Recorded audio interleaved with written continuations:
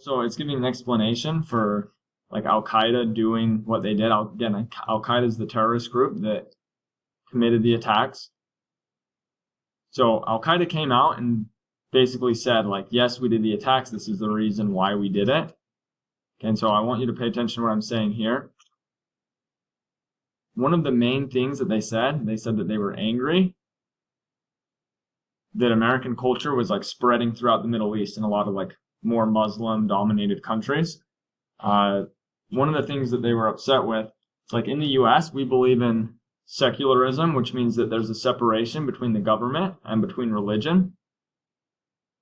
A lot of people in the Middle East, they don't believe it should be that way. They want religion and government to like basically be the same. So that way, if you break a religious law, or like a religious rule, you get punished by the government. So an example of that, in the U.S., someone can have, they can have a physical relation outside of marriage, like it doesn't have to be someone they're married to, and they don't get punished by the government. It might cause other problems in their lives, but they don't get punished by the government. In some of these countries in the Middle East, if someone, let's say someone's married, then they go and have physical relations with someone they're not married to, they can be put to death by a method called stoning.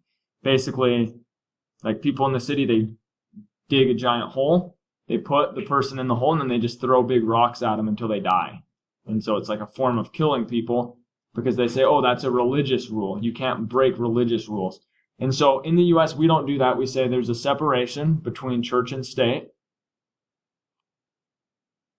And some of the leaders of Al-Qaeda, they were upset because more people in the Middle East, they were learning about that. And there were people in the Middle East saying, hey, we should be like the United States or like France or like England.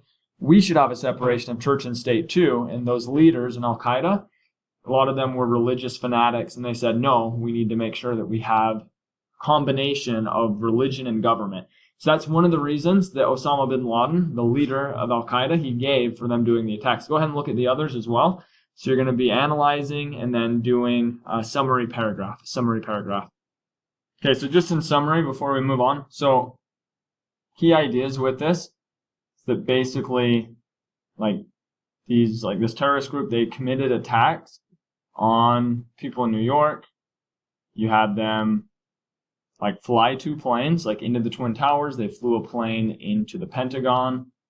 And then there was a 4th plane, but the passengers on board, like they overtook the pilots and they crashed into a field because they knew what was going on. They knew about like the planes hitting the towers and they wanted to try to save people in whatever location this would have crashed into in DC. Okay. And someone in another class, they pointed out, well, even with all these reasons, like they're not good reasons, and that's agreed upon. Like these were awful reasons, but this is what the terrorist group, that's like their thought process. They were saying this is why it was justified. So they justify their actions based on these things. But yeah, it was a sad thing. It was terrible for many people. If you're an innocent person that's just flying on a plane, like you have no control over what your government is doing if you're not a politician. So when it says things like support for Israel, like the average American doesn't control that. The average American doesn't really influence if their government leaders are giving support to Israel or if the U.S. is putting sanctions on people in Iraq. Okay, and overall, a lot of it comes down to, so this last idea at the bottom, global jihad. Al-Qaeda believed it was their duty to fight in like a holy war against countries like the U.S. to protect their religion. So a lot of it came down to religious fanaticism. The people that were flying the planes had a literal belief that they would have like an incredible afterlife if they committed these acts. And so a lot of it just has to do with like religious, like fundamentalism, religious fanaticism. And that's a scary thing to consider, that people still walk around with similar beliefs today